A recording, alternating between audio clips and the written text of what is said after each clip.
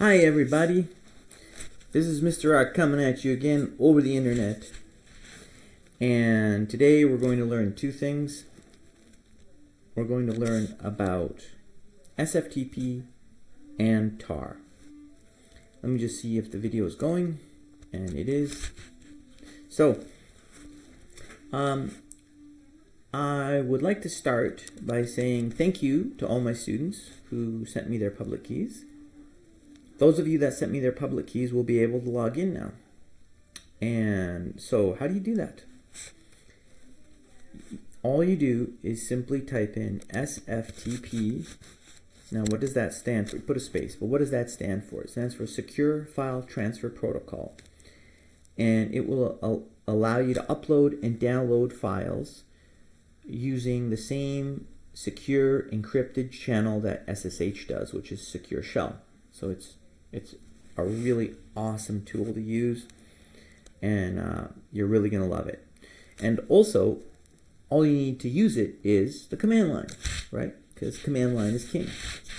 So what we do here is we type in the username next after the space. And so you're going to type in your username here. That's the username that you attached to that you sent me the key file with, the same username that we have in the lab. And so I'm not going to type a real one here, but I'm just going to have a temporary account that I'm going to delete. It's going to be called student. And then you put the @ symbol, just like an email. And then you go arcaletion.com. That's it. Very straightforward. So Sftp username @arcaletion.com. Hit enter, and oh my god, just by magic, no password required, we're logged in. That's how easy it is. And that's because of the public-private key authentication that's happening. It doesn't look very secure, but it's actually way more secure than using passwords, because there's only one private key in the world that's going to match the public key you gave me, and that's on your computer. Okay, so no one else because this arcaletion.com is publicly accessible from anywhere in the world, right? So therefore passwords are not a good idea, because people can guess passwords, right? Because we know that you shouldn't use 1 2 3 4 5 6 as your password. Anyways, so now that you're logged in, it doesn't look like much at this point, right? But if we type in ls, that ls, by the way, is not an ls for your local machine. You're now logged into, kind of looks like the Python interpreter, but it's actually an Sftp connection. So we're actually, even though you're sitting at your own computer right now, you're actually logged into a remote computer. It doesn't look very exciting, but it's amazing. So what we're going to do here is, it says to us that we have two directories. The downloads directory should be empty. I just hit tab, just type in do tab, and it's empty. Let's take a look what's in the uploads directory. Oh, there's a file there. What is that? Let's move into there. Oops, didn't do that right. Okay, cd, so change directory into the uploads directory. Where are we right now? Present working directory. We're in uploads. We'll type in ls, and there is my file. And I'll tell you what that is. That's a present from me to you. You're welcome. It is all of the source code that you've written since September. That's right. I went through all of your home directories and collected all your source code files individually for more than 100 of you. Took me a long time. No, just kidding. Bash scripting to the rescue. I'll show you how I did it later in the video. But for now, I know what you're thinking. You're thinking, Mr. Ark, that's awesome. I'd love to have my files, because for review and for looking at all the work that I've done and being able to have my files that I've created, it's an awesome service to have, right? So what I'm going to do to get it is simple. You just go get, and that's it. Just go get space in the file name. And ta-da, it says fetching. Notice here it says 100% complete. Awesome. And so now I can exit SFTP by hitting exit or typing exit. And take a look, ls. Yay, there's my file. Woohoo! Yes, I got it. Awesome. I want to log back in before I show you how to use tar, because I'm going to show you how to use tar later. Right now, I still have to show you how to upload. So now you know how to download. So all you have to do is go arrow up. You don't need to type it all again. Use your bash history. And now we're logged in again. And so at this point, I'd like to tell you that what those two directories are for. The downloads directory, you won't be able to put anything in. It's basically going to be for me to provide you with files that you'll need to accomplish assignments with. Basically anything I want to hand out to you, I'll put it in the downloads directory and you can get it from there using get, as you just saw. I did that a few minutes ago, right there. But the uploads directory is where you're going to be handing stuff in to me. So how do you put stuff in there? Well, the way you do that, for example, if I said, well, actually, I'm not going to say, for example, I'm actually going to give you an assignment right now to put something in there. But you might be, you're probably thinking, well, Mr. Ark, my terminal is busy with this SFTP connection. How can I tell all the files that I have locally? Now, I know you're probably thinking, yeah, well, Mr. Ark, you typed in ls before you connected, right? Oops. And so that's okay, because you can actually tell what you have locally by typing LLS, which stands for local ls. And sure enough, it'll show you the files that you have locally. Now, you don't have color, but that's okay. Let's say, for example, if I want to, where am I right now? I'm in root, so I can't upload anything into there, because if I try going put, and that's the magic command, let me put hello dot, and it says, oh no, you can't do that. So I have to actually move into uploads, and once I'm there, now I'm in uploads. Now I can put hello.py, and boom, my source code file is sent. Okay, so the question is, what's the assignment?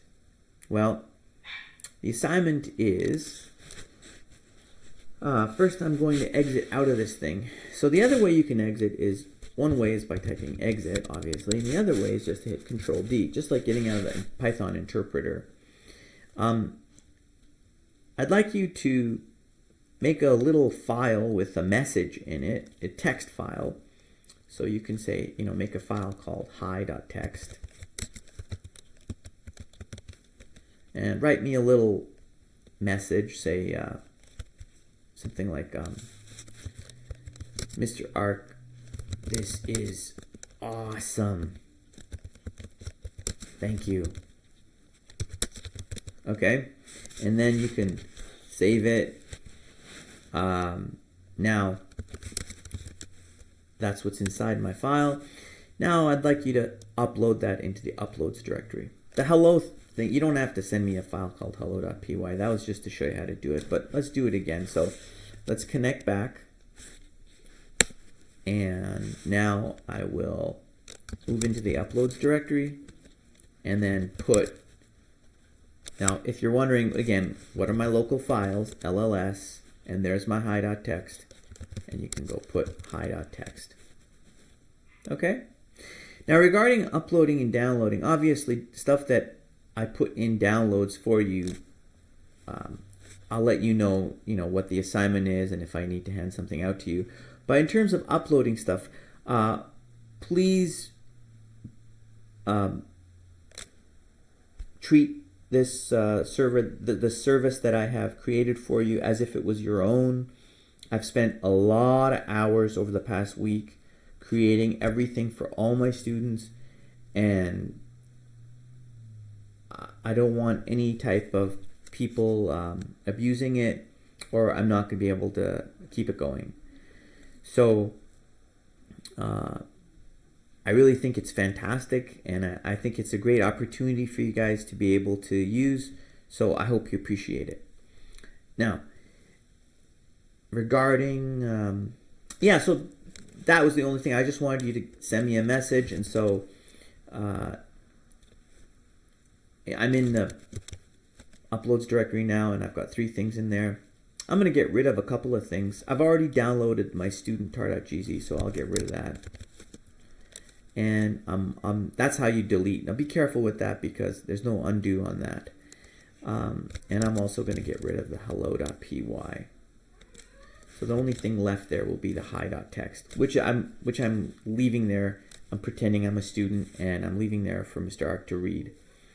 At least then I'll know that one, your tar.gz file is gone, you've downloaded it, and you've left me a little present with some text in it. Regarding stuff that you upload here, the only thing I'm going to allow you guys to upload is simply, or the only thing I want you guys to upload is simply source code that you've written. There's very, very limited space on the server, so nothing other than source code that you've typed. Okay. So it's not like some remote storage location for you. It's very small, and that's all its intended purpose is. Now, okay, so you've learned how to upload and download. With downloading is get, uploading is put. Now, if you forget any of the functions, or if you think I'm doing this all from memory, I'm not. If you want to know what all the commands are, you just hit question mark, and then you can see all of them just with the question mark, and it tells you exactly what they do. Okay, and even some of the ones that we learned, there was get and puts down here, and ls and lls.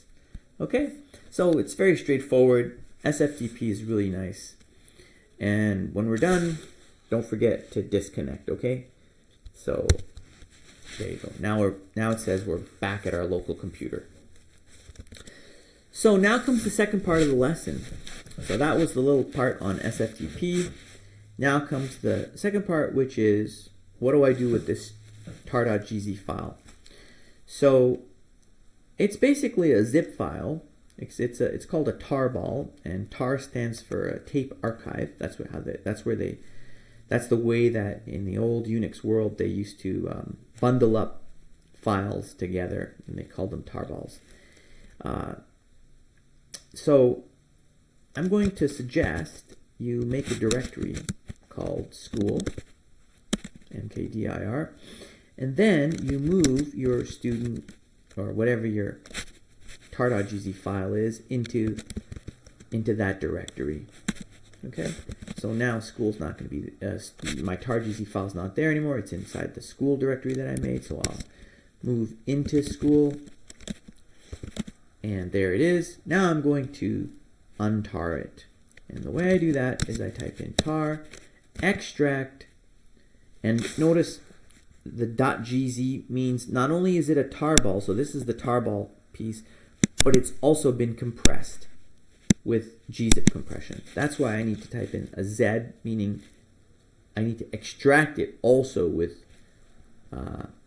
undo the compression, and it's a file that I'm going to be working on. So and that's all I type, the name of the tarball, and now there it is.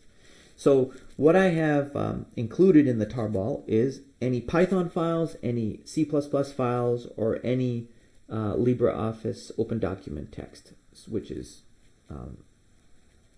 like word processing files that you may have written as notes to yourself if you didn't do them in Google Docs. So at this point, you can go ahead and look at your old source code or do whatever you like with it. It's yours. Review it. Any future assignments that we do, you might have to refer to your previous assignments to say, I can't remember how I did that.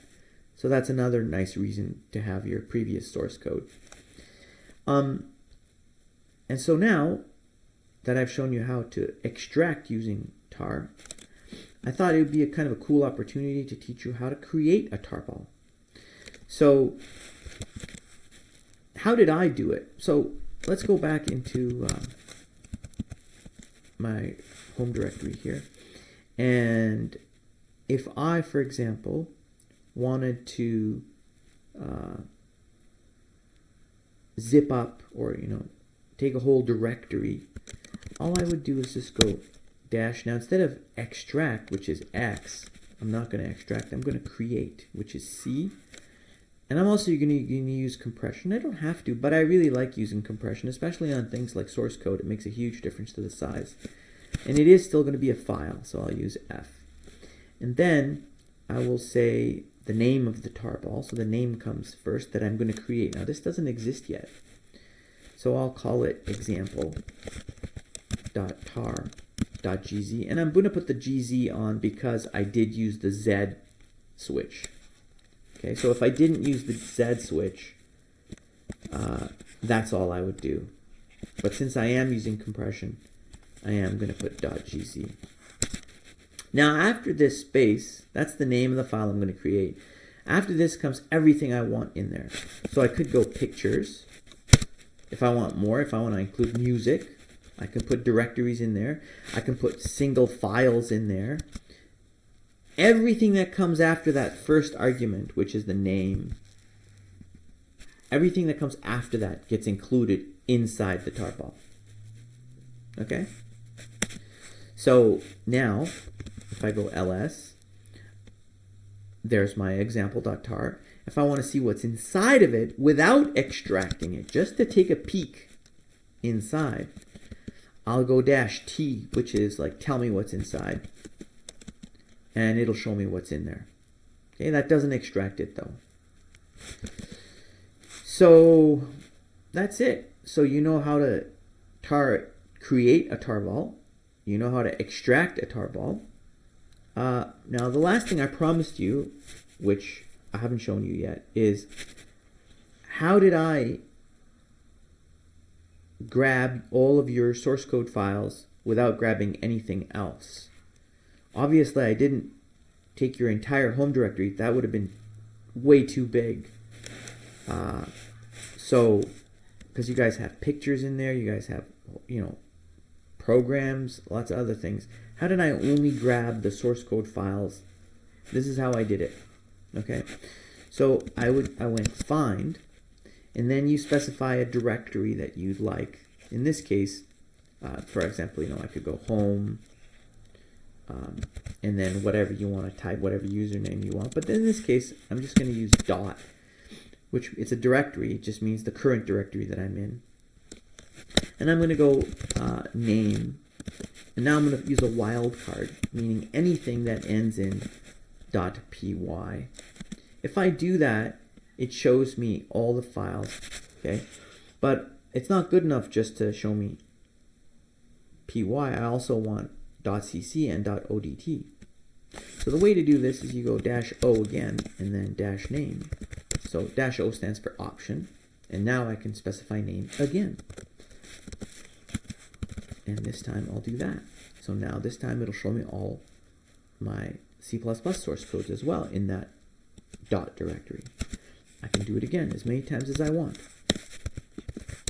And so I can go star.odt.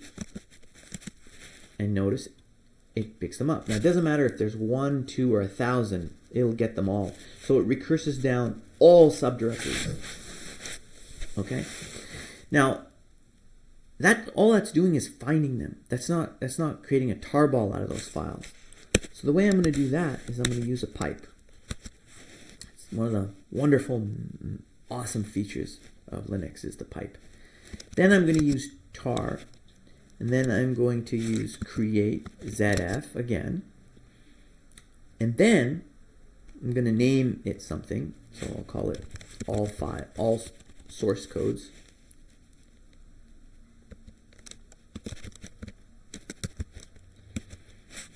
.tar.gz.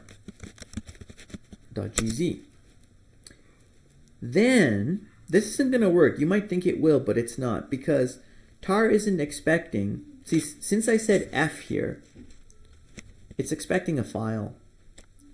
And so what I'm going to do is I'm going to put a switch -T, which says that it's going to be accepting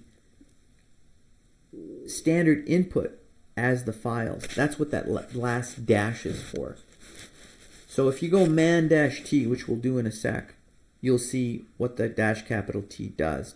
But that last dash is for standard input. So basically that's where the pipe comes in. All this output is going to be fed through the pipe into this tar command. And so when I do that, now I have all source. And when we look inside all source, tzf, you'll see that it got .cc, .odt, and .py files. And that's exactly the command that I used to create all of your source code files, except I did it for everybody. Okay? So that's a really cool trick that you can, in your bag.